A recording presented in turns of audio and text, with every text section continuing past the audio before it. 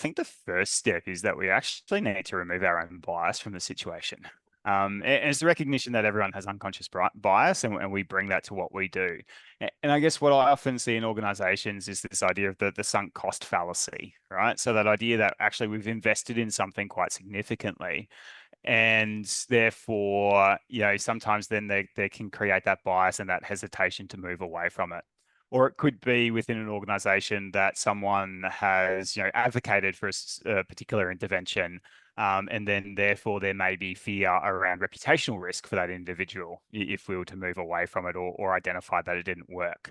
So the first step is to try and remove that unconscious bias, or at least acknowledge it, and then I think have that sense of psychological safety where there is that, that ability to kind of raise concerns, challenge, and fail, and say, look, we actually got this wrong. We now need to address it.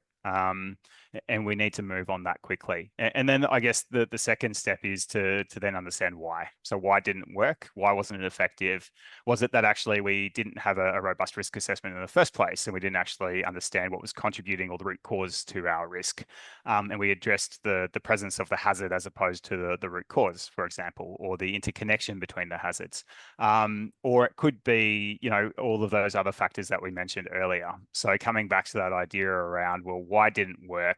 And do we need to engage our workforce to understand why why it didn't work? Or is it that actually the risk profile has changed with time, and it's dynamic, and actually we haven't evolved because we implemented this 4 years ago and haven't been doing that kind of continual refresh throughout it. So there could be multiple different things that we could look at. But I think for me, it comes back to taking that systematic approach to understanding the why and the root cause.